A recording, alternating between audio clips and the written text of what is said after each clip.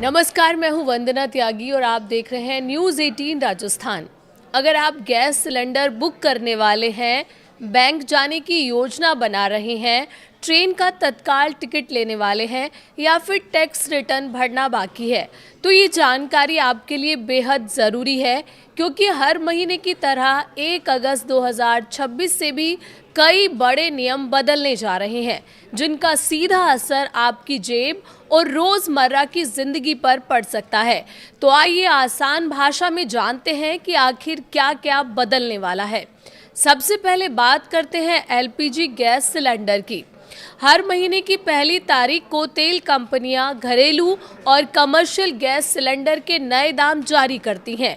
अगर अंतर्राष्ट्रीय बाजार में कीमतें बदलती हैं तो गैस सिलेंडर भी महंगा या सस्ता हो सकता है।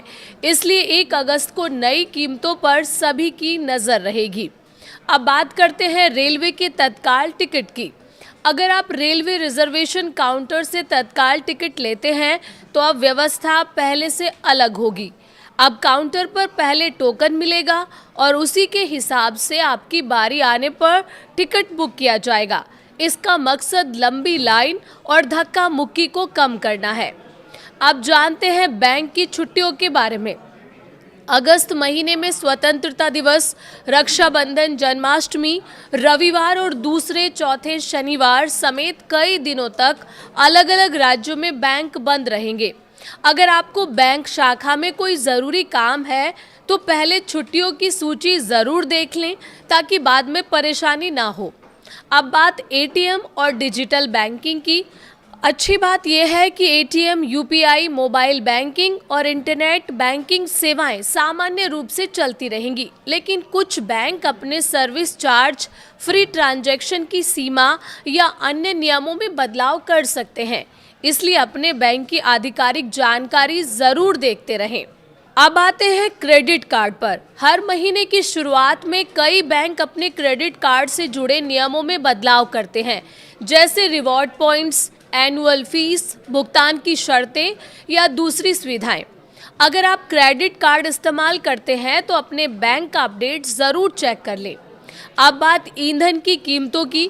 एलपीजी के अलावा विमान ईंधन यानी एटीएफ और अन्य ईंधन की कीमतों में भी बदलाव हो सकता है। इसका असर हवाई यात्रा की लागत पर पड़ सकता है। अगर आप अगस्त में फ्लाइट से यात्रा करने वाले हैं तो किराए में बदलाव देखने को मिल सकता है। अब सबसे ज़रूरी अपडेट इनकम टैक्स रिटर्न यानी आईटीआर को लेकर। अगर आप ऐसे करदाता हैं जिन्हें आईटीआर 3 या आईटीआर 4 भरना है और जिनके खाते का ऑडिट ज़रूरी नहीं है, तो आपके लिए आखिरी तारीख 31 अगस्त 2026 है। अगर तय समय तक रिटर्न दाखिल नहीं किया तो आयकर कानून के तहत 5,000 रुपये तक की लेट फीस देनी पड़ सकती है। इसीलिए आखिरी तारीख का इंतज़ार ना करें। और आखिर में बात होम लोन और ईएमआई की।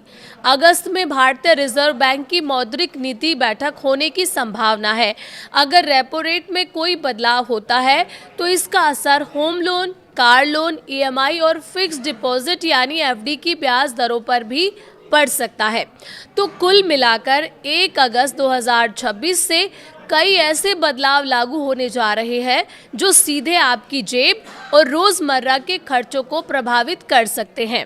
अगर अगस्त में आपका gas booking, bank, train, tax या लोन से जुड़ा कोई भी काम है तो नए नियम और नई दरें पहले ज़रूर जांच लें। थोड़ी सी जानकारी आपको अतिरिक्त खर्च और अनावश्यक परेशानी से बचा सकती है।